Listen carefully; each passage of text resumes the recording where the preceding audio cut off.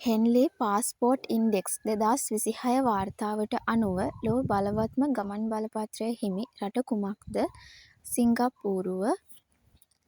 පසුගියදා වසර 23ක සිරදඬුවම් නියම වූ හිටපු කොරියානු අගමැතිවරයා කවුද?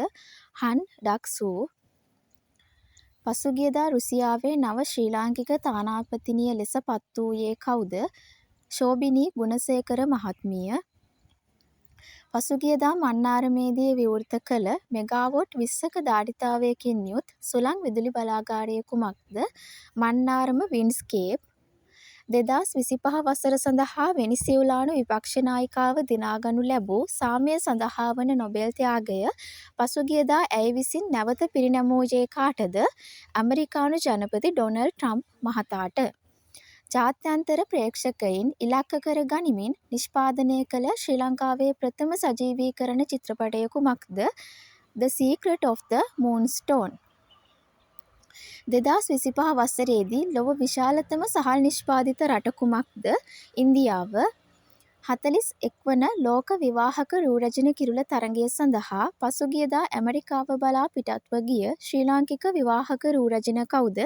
සබීනා එළඹෙන ජනවාරි 30 වනදා තිරගත වීමට නියමිත ඇමරිකානු ජනපති ආර්යාව පිළිබඳ චිත්‍රපටය කුමක්ද? මෙලනියා. මේ වන විට ඇමරිකාවට බලපා ඇති දරුණු හිම කුණාටුව කුමක්ද? ෆර්න් හිම කුණාටුව.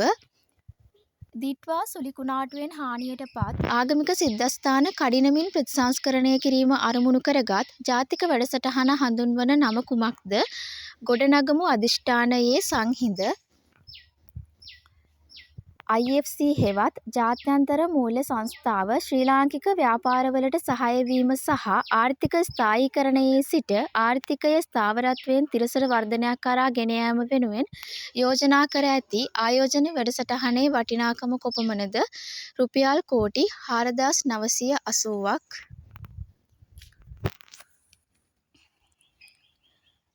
දෙදාස් 26 වසරේදී සමරනු ලබන 78 වන නිදහස් දිනයේ තේමාව කුමක්ද? ගොඩනගමු ශ්‍රී ලංකා. ටයිටැනික් වාර්තාවත් බිඳ දමමින් ඔස්කාර් සම්මාන ඉතිහාසයේ වැඩිම නිර්දේශ සංඛ්‍යාවක් ලබාගත් චිත්‍රපටය ලෙස නව ලෝක වාර්තාවක් තැබීමට සමත් වූ චිත්‍රපටය කුමක්ද? සයිනර්ස් චිත්‍රපටය. පසුගියදා ගුවන් අනතුරකින් මියගිය ඉන්දීය මහාරාෂ්ට්‍ර මහ ඇමතිවරයා කවුද? අජිට් පවාර්. ඉතින් ඔයත් රජයේ උසස් තරඟ විභාග ලියන්න බලාපොරොත්තු වෙන කෙනෙක් නම් මීට කලින් මගේ channel එකේ වීඩියෝ 15ක් අරගෙන ඇවිල්ලා තියෙනවා සාමාන්‍ය දැනීම සහ කාලීන තොරතුරු සම්බන්ධ කරලා. ඉතින් ඉදිරියටත් කාලීන තොරතුරු අප්ඩේට් කරනවා මේ channel එකේ. ඒ නිසා channel එක subscribe කරලා තියාගන්න.